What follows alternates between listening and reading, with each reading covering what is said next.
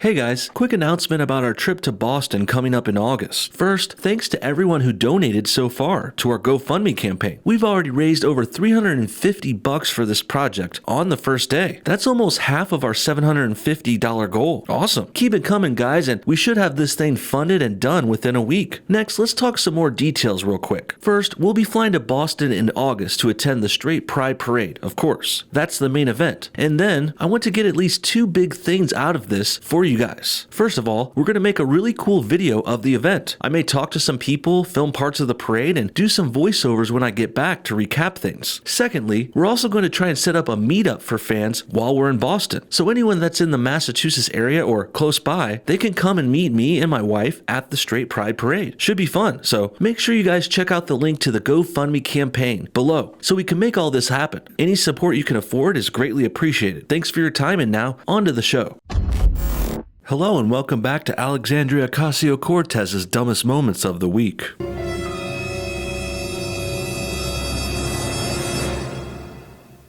Well, it's been a little while since we had a chance to milk our biggest and favorite lol cow here from the left-wingers, but don't worry, there's still plenty of dumb moments of Alex out there for us to discuss. We've got two pretty funny ones coming from New York Post articles for today, and the first even appears to have AOC targeting shows like this that criticize her. You see, Alex has been getting a little more sensitive about her critics lately, particularly the ones that question her intelligence or lack thereof. In fact, the title of this article even seems to be pointed at this series directly, since it says, Ocasio-Cortez blasts misogynist trolls who label her as dumb. Wow, I guess I'm a pretty big misogynist now, since this is the 17th video in a series I've called AOC's Dumbest Moments of the Week. Oh well, luckily I have thicker skin and can take it, unlike her. Let's go ahead and see how Cortez copes with her detractors though, by reading more into this story. Representative Alexandria Ocasio-Cortez blasted misogynist critics on Twitter Wednesday for trying to paint her as dumb, saying they would rip her intelligence whatever she did. I could win a Nobel Prize in physics and they'd still call me dumb. That's why I don't give a damn about misogynist takes on my intelligence, she said in a response to a tweet from a person online mocking her. She also took a shot at President Trump. What, are you sad I don't speak as our president does? With top hits like just grab him by the P word or going on about turbines and wind cancer? She wrote on the social media site. Oh boy, so much is wrong with this picture here. I don't even know where to start really. I guess the beginning is as good a place as any. And right here, AOC starts off with just being plain wrong. People don't just call her dumb for no reason, and we wouldn't be questioning her intelligence if she won a Nobel Prize in physics either, because if Alex was smart enough to do something like that, she wouldn't have been bartending just a year ago, and that wouldn't have led to her desperately giving in to the Democratic handlers, who have used her as a minority puppet which they can trot around and spout out their socialist talking points. Regardless, I think you get the point. Alex gets called dumb because she acts stupid, and she says really low IQ things. So no, we don't just call her dumb because we disagree with her politics. It's because Alex is literally acting in a way that is not how smart people act. And as for this misogynist slur she's slinging around too, well, I seriously doubt she even knows what that word means. If she did, she wouldn't use it in a way that implies that if you call a woman dumb, you hate all women, and therefore you're a misogynist. No way, that's not even close. Really, Lexi is doing the old Ghostbusters 2016 move here. That movie's team called their haters misogynists too, because the movie makers were women and the haters were men. But really, the people that hated Ghostbusters 2016, that was for good reason. It was because it was an awful movie, and not because they hated women at all. And the same goes for AOC here. We don't hate her because she's a woman, we hate her because she's stupid and anti-white, and a communist who will destroy this country politically. Next, Alex goes on to slander the president for no good reason, as if she's really smarter than him in any way, shape, or form. Please. President Trump is a billionaire businessman who decided to take a pay cut for 4 to 8 years so he can run for president and save this country. And then Trump went on to win the 2016 election with a very big margin, despite all of the mainstream media and Washington, D.C. working against him. That's not something a dumb person could do. And that also means if Trump does decide to speak normally and plainly, as he often does, he's not some idiot from, say, the Bronx who thinks they're smart like Alex. No, when Trump speaks normally, he's really more like a rich, smart guy who decides to talk like a normal and down-to-earth person regardless. So I don't know what it is about these low IQ liberals like Alex Cortez who always think they're so smart, but they never really have any evidence to back that up. I hate to break it to you, but smart people have proof and evidence to show they're smart. They have accomplishments, money, investments, properties, educations, degrees, and careers. And/or they also win elections in favor from the people. And Trump has all of those things, while Alex, she has almost none, despite her winning perhaps the easiest election ever for a Democrat, a progressive woman and minority running in the Bronx. Not exactly a hard race to win for her, and she only got a few thousand votes in the process, so I wouldn't say this is as big accomplishment or honor as she would have you believe. The Bronx Democrat was responding to a critical tweet aimed at her by conservative columnist Kurt Schlichter, cool name. "I hope you'll spew better cliches," Schlichter wrote, about a meme Ocasio-Cortez tweeted earlier in the day. The meme photo shows a cartoon drawing of Ocasio-Cortez in front of the phrase, "You can't wait for hope, you have to be hope." And then here's the cringy photo of AOC, which she tweeted. And I have to say, goddamn, can this woman get any more full of herself? Jeez. Imagine tweeting a picture like this of yourself and being super serial about it, thinking it makes you look cool or something. No, Alex, you look like a self-obsessed narcissist here, and the guy criticizing you was right about this too. Those words are just a bunch of weak, cliched lines about hope. Reminds me of that bullshit that Obama put on his hope poster from his own presidential campaign. That post meant nothing too, and I think it's pretty shocking that you think you're on his level. And all these years later, and it looks like liberals are still running and governing based on meaningless platitudes, apparently. Next, let's turn to our second story. Recently, Alex was caught running away from a political opponent in public at a Puerto Rican Day celebration. That's right. She's so afraid of the opposition and of having open and robust discourse about the issues that Cortez is literally running away in fear, like a big old scaredy cat. Meow. The story in question here is called AOC Runs Away from Opponent Rich Valdez at Puerto Rican Day Parade. Check this one out. U.S. Representative Alexandria Ocasio-Cortez turned tail on Manhattan's Fifth Avenue to avoid a potential Republican challenger as they both marched in the National Puerto Rican Day Parade on Sunday, her political opponent said. Talk radio producer Rich Valdez told the Post that he tried to challenge the freshman Democrat congresswoman to a debate on the merits of capitalism versus socialism when he spotted her near West 47th Street. But Ocasio-Cortez cut her handshaking short, jerked her hand back, and jetted to the other side of the street, Valdez said. She literally ran, he said. I thought this was a good time to try and get a response, but I honestly only saw the back of her head as she trotted across the street. Well, that's pretty much typical leftist behavior right there. They can't have a discussion because they really can't defend their batshit crazy ideas. Alex knows that socialism and her Green New Deal bullshit will fall apart with even the slightest hint of scrutiny. So instead of sticking around to tough this out, she just ran off like a little kid because she is one. She's not grown up or mature or adult-like in the slightest. Alex is a little small-brained baby face and baby voice who's always gotten her way too because she's a girl who's not completely ugly. And this is also a good physical representation of the right versus left paradigm going on in the country right now. When conservatives try and politely discuss issues in public areas, like what Valdez did, while liberals like Alex, they run away scared and trot back to their echo chambers. All we need next is for Alex to call for the banning and silencing of this guy. And then we've got a perfect display of the left's playbook currently in the United States. They run away scared and then tattletale on their opposition and get us banned and silenced eventually because they don't want to face us. And this really doesn't sound like a group whose ideas can stand on their own merit, does it? If their policies were good ideas and effective ways to make our country better, then Democrats wouldn't need to run and ban their opponents afterwards. But unfortunately, that's what they have to do because their ideas are shit and they've got no backbone or pride either. Valdez's account was echoed by Guardian Angels founder and radio host Curtis Sliwa, who said the incident unfolded when Valdez approached the progressive firebrand around 12:30 p.m. As soon as she saw him, she did a pirouette, a spin, and she ran north on Fifth Avenue, ahead of her delegation just to get away from Rich. He said, I heard Rich yelling after her, okay, AOC, you can run, but you can't hide. Sliwa's wife, lawyer Nancy Sliwa, also snapped photos that show Valdez walking several steps behind Ocasio-Cortez, then facing the camera with a look of exasperation. And those photos that are referenced are probably the same ones at the top of this article right here. And I have to say, looking at this Valdez guy, and he doesn't seem very intimidating to me at all. Definitely not someone I would turn around and run away from for any reason. He looks nice, he's smiling, and he's even welcoming. But AOC still ran off from him anyway. Now, you can't hold it completely against her since it sounds like Valdez was trying to have a debate with her in the streets, and these sorts of impromptu discussions aren't exactly a requirement of politicians or anything, but if Alex was a good political player, she would have acted better here and could have handled it better. But quite frankly, I don't think she has that kind of political prowess in her. If she did, Alex wouldn't be coming off as badly as she has been for the past year or so. Sure, she wows and excites the extremists on her side, but she's not going to win over over any regular lefties, or moderates or centrists. No, socialist people like AOC and Bernie Sanders, they're dragging their party further and further to the left, to the extreme, towards Stalin, which in turn makes them less and less likely to engage with the opposition, whether it's on their side or on the other side. The chance of having some sort of possible simple discourse about things with them, like what Valdez tried to do here, is getting smaller by the day. On Thursday, Valdez told members of the Queens Village Republican Club that he would move from New Jersey to Ocasio-Cortez's district, which covers parts of the Bronx and Queens. In an effort to unseat her, Ocasio-Cortez's spokesman, Corbin Trent, denied that she ran away from Valdez. She kept walking, the parade moved, it's a procession, give me a break, he said. Trent said Ocasio-Cortez doesn't owe anybody a debate, and said of Valdez, tell him to run for office and she'll debate him. Trent also wished Valdez good luck in trying to oust his high-profile boss, who boasts more than 4.3 million Twitter followers. Oh my god, what a joke. I hate when people overestimate themselves because they have followers on Twitter. Give me a break. That platform is a joke, and followers on there mean next to nothing. But I'm not surprised this came from AOC and her camp though, because she is clearly obsessed with Twitter. She's on there responding and tweeting every hour of the day. Whereas some other smarter and busier people like the President of the United States, well, sure, he still tweets frequently and forcefully when the time is right, but he doesn't overdo it day after day, hour after hour. Trump has more important shit to do, but Alex must be bored a lot because she's on Twitter and social media nonstop, which makes sense too because it's really all she has going for her as well. Twitter is for dumb people after all, basically. People who don't make it on other platforms like YouTube or Instagram. YouTube, for example, you have to make engaging videos that are hard to do, and there's much more that goes into it there. And even on Instagram, you do still need to have some sort of skills in photography, or at least you need to be hot and or famous to get started. But all AOC has is her own bully pulpit held up by the Democrats, and her rather large and extreme left-wing following, which is being controlled by her handlers. And here's how you know Twitter is really a joke platform, because it's the only one of these three discussed that can be operated completely by someone else's underlings. You can't have your assistant completely run your YouTube or Instagram, because you'd at least have to make a physical appearance on camera at some point. But with Twitter, we don't even know if it's really Alex that's the one tweeting half the time, because it's so full of BS about socialism and platitudes that make no sense. Cortez is either being completely controlled all the time, or someone's making this shit up for her. Maybe she's just high or something. What do you guys think? Are people calling AOC dumb, woman-hating misogynist, or are they making good points about her very possibly lacking any intelligence? And do you think Alex ran away from that guy and his possible debate? Comment your thoughts on everything below, and thanks for watching No Bullshit. Special thanks to Michael today for his very generous donation to our Boston trip over the weekend. You're the best, dude. Thanks again. And until next time, like this video if you enjoyed it, and we'll see you guys on the next one.